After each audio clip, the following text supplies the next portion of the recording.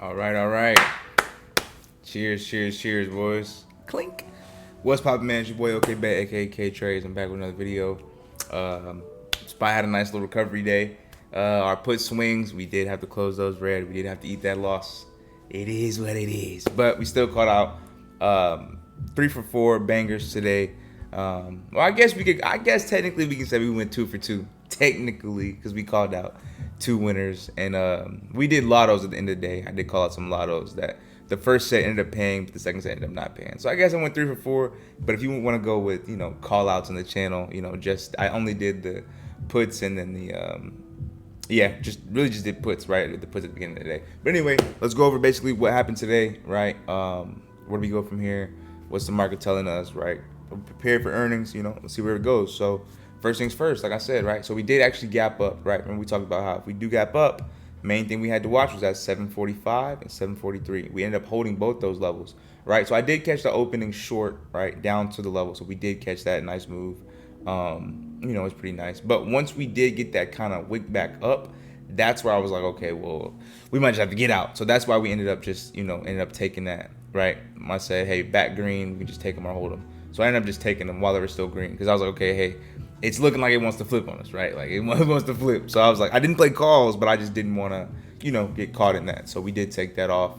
But like I said, we still have those calls for further out. So I'm kind of like, those are kind of, I'm kind of underwater right now. But like I said, I'm just trusting the plan, seeing what comes with it.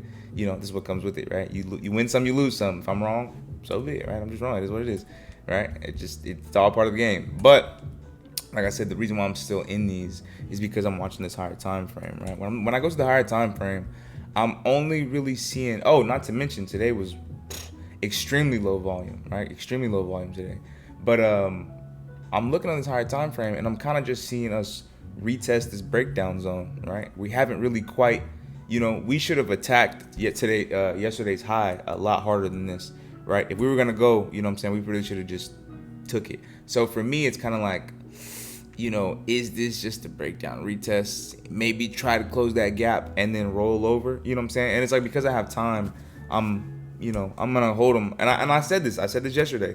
I'm gonna hold them until we reclaim 750. You know what I'm saying? If we can't reclaim 750, 748 to 750, really that whole zone, then we might just be getting a little breakdown retest. So there's really, like I said, there's no way to know yet, just because we've had the breakdown and now we're in the retest stage. So if, like I said, if we gap down lower or whatever the case may be, if earnings is bad or whatever and we do lose this, then we'll kind of have that confirmation, or vice versa, right? It's this is like a double bottom and we, like I said, recover 750, do that, hold, then we'll kind of go from there, right? So let's get into the closer time frame. It's my fault. I didn't even mean to have it all locked up like that, right? So remember, we're still kind of in this range. This is why I was kind of like, well, I'm kind of expecting us to at least retest this bottom, but because we gapped up so crazy, it was kind of like, well, we got to kind of, you have to adjust. Remember how we talk about always having a game plan, right? Always having both sides. You need a bullish side, a bearish side, just in case it doesn't go your way, right? Just because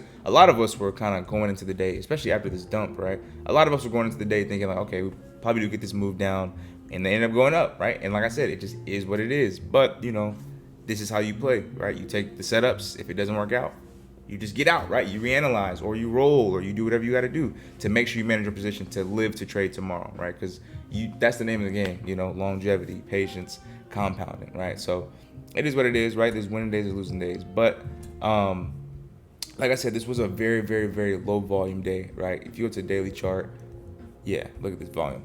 This volume. That's crazy. And like I said, we're below a bearish zone. Like if we were bullish, you would have kind of wanted to see it reclaim. You know what I'm saying? And we kind of rejected the 5-day moving average. So we held the 20, but we're still kind of fighting with that 5, right? So we're in a weird spot because the moving average is obviously, when you're in a trend, the moving averages trend up, right? If we're in a downtrend, the moving averages trend down. But when we're in this choppy range, it's kind of looking like this. So that's why I said, hey, it's kind of just range bound. So if we're not going to break out, right, if earnings doesn't break us out tomorrow, or whenever, tomorrow afternoon, break us out, then we probably get a little, little rollover, right? Because this is the bottom of the daily range. So let's go over the game plan real quick for this, right? It's going to be very simple. All we're going to do, same thing we did today. We're going to mark today's high, today's close, and today's low. So we already got today's low set up, right? Move today's high over just a little bit. Really, we got to do too much, right? And then we'll mark today's close. So right here, right? So basically what we have to do is if we hold, right, or if we break above any one of these zones, right? Previous day's high and today's close, 749, 750, right? We have to get inside this area and hold higher time frames, right? So we can get on this higher time frame and hold 30-minute, hour, 4-hour, whatever, higher time frame confirmation. Then you can kind of look left, right? What happens? If we hold this zone, cool, we can push back up, right? We can hold this zone, we can get a nice little push back up to 744, 750, what I'm saying? Just kind of in those 750 range, which would be good, a good sign for, continuation. If we just, if this was just like a, like I said, a double bottom where it's kind of confirmed, okay, confirmed over, we're holding, and then we can push back up, right, into the high 755s. So, I did swing puts. I'm not gonna lie, I did. But like I said, I bought some time on them, so I'm not really tripping too much. And like I said, if I'm wrong, then I'm just wrong. It just is what it is, right? You can't be scared to take a play just because of the fear of being wrong. Because at the end of the day, if you live like that, you're never gonna take any risk, right? Everyone is wrong at some point, right? None of us are just, oh man, this is just 100% success rate. We're winning every time. That doesn't exist in the trading world, right? So you got to take risks. You got to go with whatever you're seeing. If I'm seeing a breakdown, if I'm seeing this breakdown retest, I'm going to take the breakdown retest, right? That's what I'm seeing. That's just what I'm seeing right now, right? And like I said, if something else changes, then I will see. But for now, this is kind of what I'm seeing, right? So, and this would be the perfect spot to go short. And that's why yesterday I wasn't tripping too much, because all we did was swing runners, right? It's not like I swung a full position or anything, because yesterday was a pretty great day. So we did have some runners, that we could afford to swing, but it is what it is. But yeah, so SPY, like I said, the upper levels, like I said, is going to be easy. All we got to do is reclaim 750. That'll be your goal. You claim that, reclose above, you're good, right? Now, if we lose 748 again, right? Remember, look left. We lose it again, what happens? You got a little breakdown, retest candle, boom, where does it come?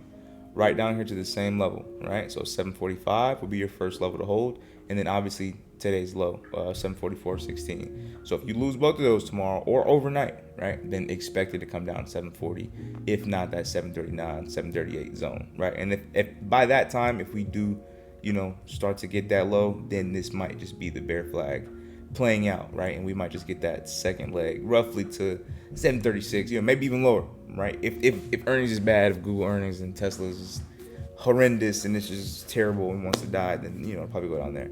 But let's see, Tesla kind of had that, the falling wedge. It actually played out, but now kind of got a little pop. So with Tesla, same thing. You wanted to see it lose this lows of 370 before it continues lower, back down to the 350s. But if it reclaims 390, right, then this just could be a failed breakdown, right? And you kind of break out, retest, boom. But you gotta reclaim that 400, right? If you can do that, then you can push back up into the the 415s, the 420s, and the higher levels that Tesla likes to play. All right, Google. Yeah, Google's still kind of going sideways. You kind of got this little diamond bottom going on, to be honest with you. But yeah, so if it breaks down below 345, right, watch that 340. If you do lose that, 335s, 330 is probably your best bet as far as holding. If that doesn't hold, probably just gonna roll over and sink down. But if it does hold, right, you want to get back above 360 roughly. Get back above 360, break and hold that, then you can come target 365, and then if you can push past 370, get to that 380 level, kind of take that wick out. Amazon. Nope, Amazon's still kind of just chopping in that range. Everything looks kind of dumpy to me though. But that just could be a trap, right? Like I said, earnings, news, anything could really happen. It could just all be a trap, playing tricks on me. I don't know. But we'll see. We'll see how this goes. We'll break down, retest. Honestly, I wouldn't go short unless 625 breaks, right? If it does go, then you can kind of take that down to the 600 levels, right? See, boom, we hit that, we come down here. Boom, we reject that, we come down here. Above this, we attempt to come above, right, and go up here. So all you're basically doing, like I said, when you're trading and trying to figure out what possibly could happen, is you're just looking left, right? Look left. When in doubt, zoom out. Oracle. Oracle's finally getting that push. One of my students, that man has been, that boy be loving that Oracle. He like, Coach, we playing Oracle, we playing Oracle. I'm like, yeah, I might wait for it to confirm that bottom first. I'm like, but I think he already been in. He been waiting for this. But yeah, as long as Oracle hold that 120, yeah, this is pretty good to the upside. Break above 128. Yeah, go ahead and come up here, check out these 130 levels. So, and I did see a lot on social media about Oracle have a lot of calls coming in and stuff like that. So we'll see, right? We shall see. We are holding the 5, so this would be a good time. We do always have to test the 20 eventually, right? We have not tested. See, look, even on the upside, test the 20, test the 20, break through the 20, right? Downside, test that 20. All right, test that 20. So if this is the time we come get a test of 20, we might just get a nice little pop up into the 140s. Even if it wants to roll lower, this still might be a nice little, trade for the next probably week or two. So VIX, let's go over the VIX real quick. VIX is it did close below our level at the 1730, but it still closed above 17, right? And this could just be a little gap fill.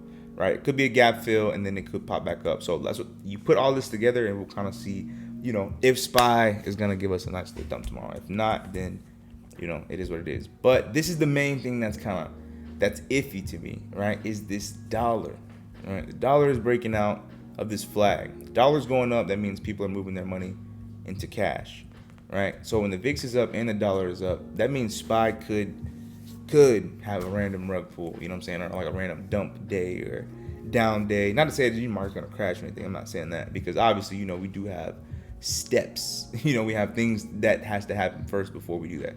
Oh, look, SPY's already. Oh, what? I was about to say. I was like, bro, what? I thought this was the post market line. I was like, I know it didn't dump all the way to 745 right now. I was gonna be hyped. But what was I saying? Yeah, with the dollar. So just make sure that you're kind of keeping an eye on all these things, right? Like semiconductors. Let me see. Same thing. All right, it's kind of holding up, so that's pretty good. Right? So just keep an eye out, right? Because today was a very low volume day, a lot of traps, all that good stuff. You just got to understand what you're looking for, right? Sometimes when it's time to scalp, sometimes it's time to scalp. Sometimes it's not time to do anything, right? Sometimes it's time to just hush and wait, right? And that's kind of what this is right now, right? We haven't confirmed above 750, but we haven't really quite lost. We did close below 745, a few times, but we just keep reclaiming it. So if we can get a closing continuation below 743, 745, like I said, more downside, and then vice versa on the upside, right? If it holds 745, it's a nice little equilibrium level, right? Smack in the middle. So yeah, use these levels, man. Like I said, be very careful with your